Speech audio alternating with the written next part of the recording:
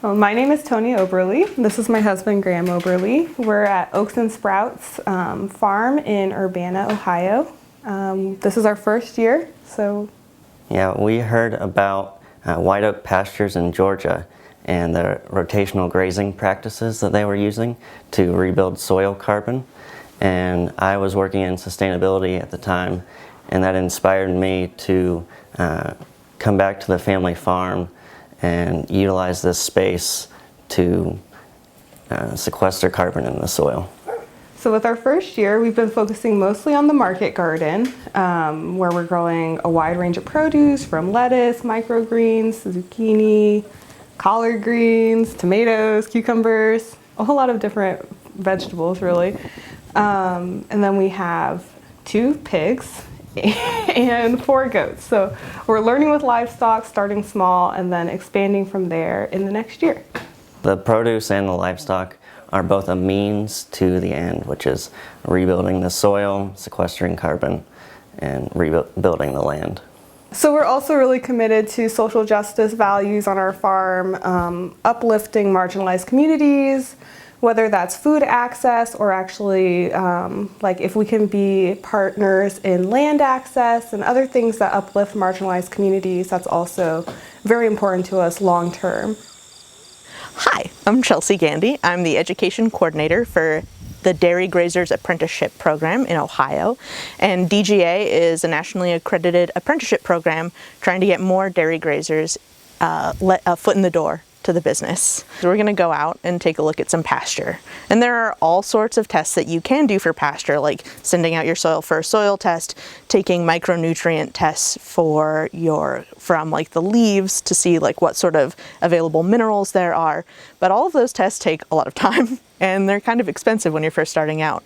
So one of the things we're going to do today is just a qualitative assessment that anyone can walk into a field and do.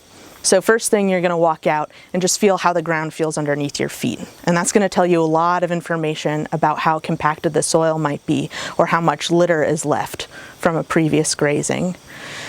And then you're going to take a second and listen and hear what birds and bugs are going on. Is there a lot of activity or is it quiet? And that'll tell you a lot about the sort of native habitat that you have going on and the past grazing practices. Like, do you have habitat for birds to nest in year after year? How much insect life is happening? What sort of pollinators around? And that'll tell you a lot about how well your the biological activity in your soil from like the biota up is doing. Then we're going to narrow in a little more specifically, and you're going to start looking in at the grass itself. Is it dull? Is it shiny? If it's shiny, that's going to tell you that there's a higher metabolic function happening in the grass. So your pasture's a little healthier. And then you're going to take some between your hands. If you bend it and it cracks, that tells you that your pasture's lignified, which just means that there's not as much available nutrition, but still good for a lot of things. And then you're going to part the grass and look in, and you want to see what kind of soil texture you have going on. And that's going to tell you a lot about how much biological activity is happening in the soil, how much root exudate goodness is happening, what your water filtration is like. Next, you can grab like a handful of soil and make a little ball with it. And if you make a ball, then you know you have clay. And if you can't, then you know that you mostly have sand. And that's not like a perfect soil test, but to get started, it's good enough. One of the final things we're going to do is pick a plant, ideally like a grass or a forb like alfalfa, and then you're going to pull it up and see how much dirt sticks to the roots. And that's going to tell you a lot about the nutrient exchange happening between the soil biology and the plant itself. And if you pull it out and your roots come out totally clean, you know, not a lot is happening right now. But if you come out and there's like just lots of dirt sticking to the roots, then you know that there's a really good exchange happening and you're in a really good spot. When we came to the farm, the land was covered in woody brush and some grass, and so what we've begun doing is utilizing a brush hog, which is a commercial mower that can take out small trees across the pasture attached to our tractor. And we use goats who love multiflora rose, woody brush, poison ivy, a lot of items that cattle and sheep are not a fan of. Well, we hope to expand both our market garden and the livestock operations. I think we'll probably be doubling about the space that we're using for the market garden for next year.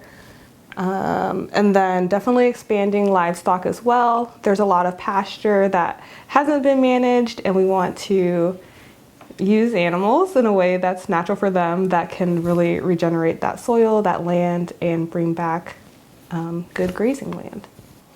Since we've begun rotating the goats across our pasture, that space is starting to become more clear of woody brush, and the area that the pigs and the goats have been in is much more fertile. It grows very quickly, and there's a lot of grass coming up instead of the woody brush. Like that's amazing soil. And like look at all that like stuck in there.